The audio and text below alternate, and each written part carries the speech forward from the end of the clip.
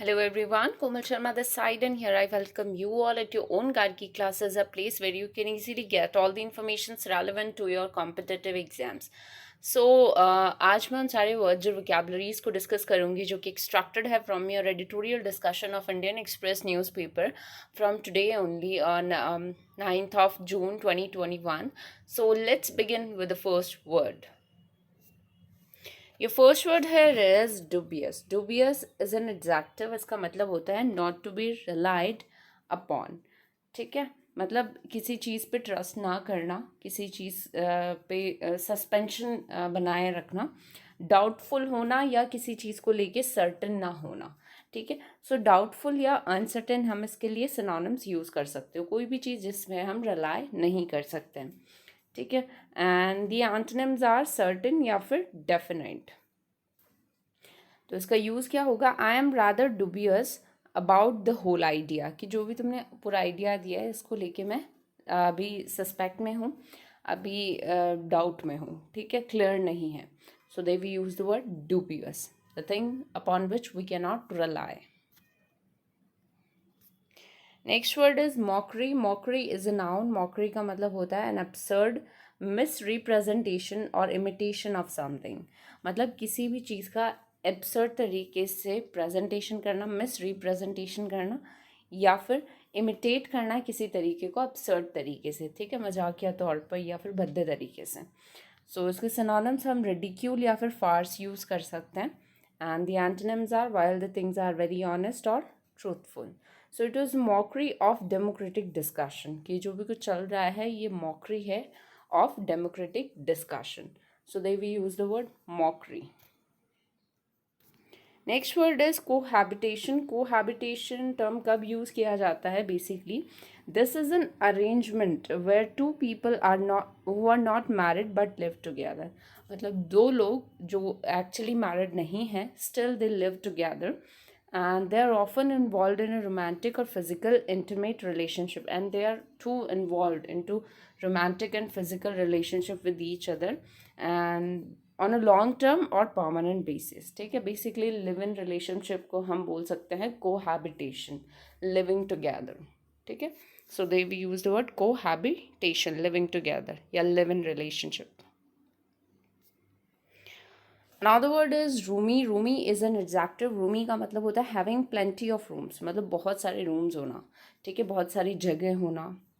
तो इसके सिनोनिम्स हो जाएंगे स्पेशियस या फिर लार्ज, मतलब बहुत सारा स्पेस होना या फिर लार्जर एरिया होना.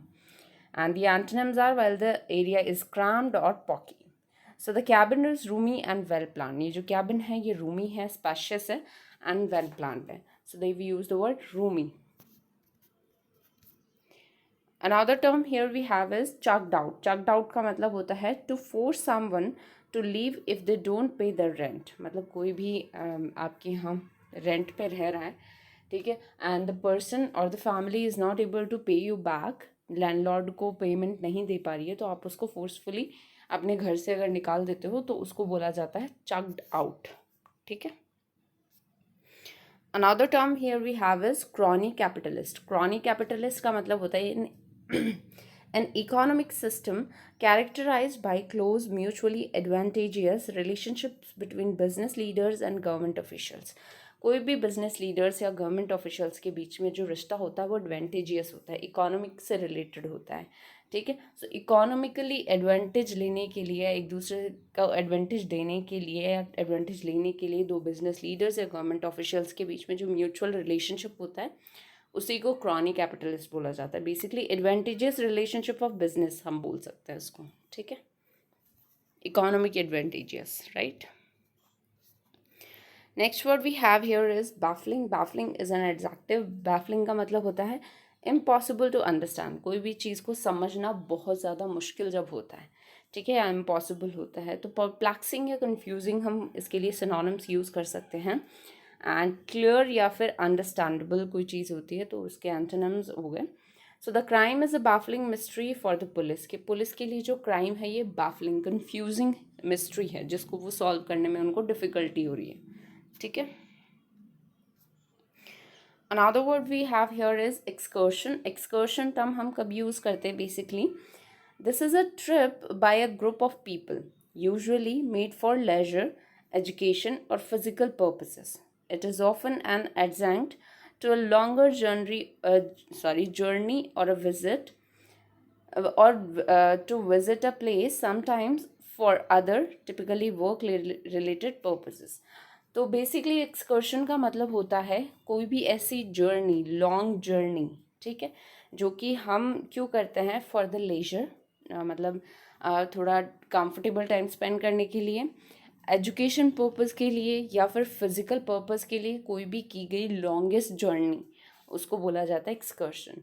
या फिर किसी काम से रिलेटेड अगर हम कोई जर्नी तय करते हैं, ठीक है, जर्नी पे जाते हैं, तो उसको भी एक्सकर्शन बोला जाता है, ठीक है। सो पर्पसफुल कोई भी जर्नी होती है उसको ही एक्सकर्शन कहा जाता है।